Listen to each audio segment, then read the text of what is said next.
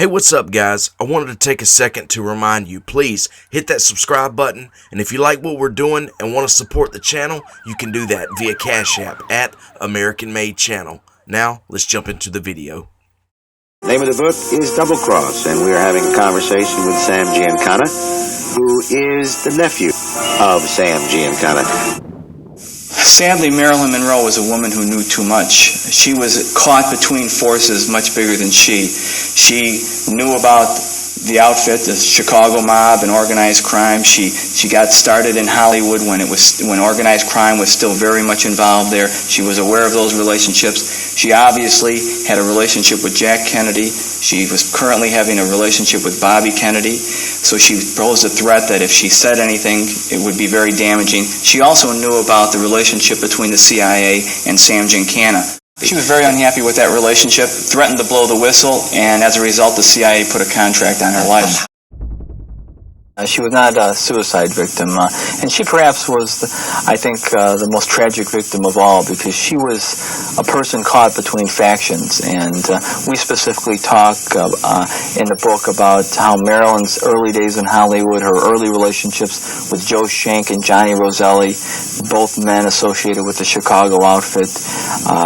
Once Marilyn got prominent and she was destined to become a superstar, she was used by the government, by the CIA, to compromise world leaders such as President Sukarno of Indonesia. She knew the kinds of activities the government was involved in. Subsequently, she becomes involved with Jack Kennedy, later Bobby Kennedy.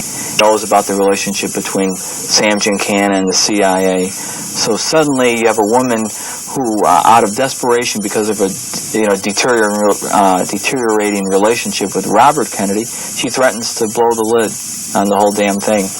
And the CIA and everyone around her obviously see the threat that she possessed and ordered her elimination, put out a contract as they had done before, and it was accepted by Sam. He sent his assassins to Los Angeles to murder Marilyn Monroe.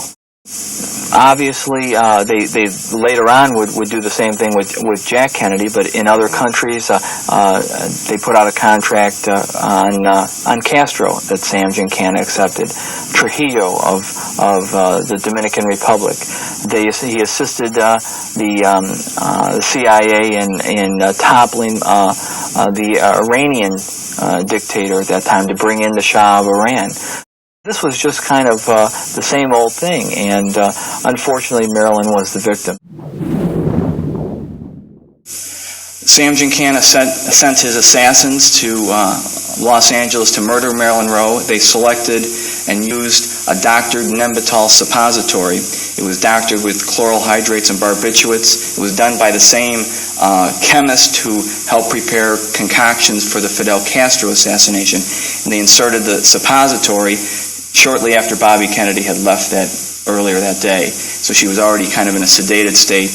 After they inserted the suppository, it rendered her impossible of being survived. It would go directly into her bloodstream, and she wound up being murdered. It wasn't good enough that, he accepted the contract and wanted Marilyn Monroe murdered, but he chose the time. His assassins could have murdered Marilyn Monroe at any time, but why have it done right as Bobby Kennedy had left earlier that night? It was obviously done to hopefully implicate him in the relationship, or obviously more damaging in the possible, his assistance in murdering her. Everybody in America was somehow keeping an eye on Marilyn Monroe, figuring that they would find the Kennedys there, they would find the mob there. The CIA was bugging her, the FBI was bugging her, the mob was bugging her. Even there was indications that even the Kennedys were keeping an eye on what she was up to. Unfortunately, none of that's turned up. Whether it's someplace hidden or whether they've been destroyed, no one knows. But there's been a lot of evidence, or a lot of people coming forth that does indicate that many people were touching her. Certainly at a point in time in the early 60s, a lot of these particular adventures went right up to the top. The planning went right up to the top of the organization. Later on, my uncle made it sound more that they were rogue elements of the CIA. That it wasn't necessarily a policy adopted by the whole organization.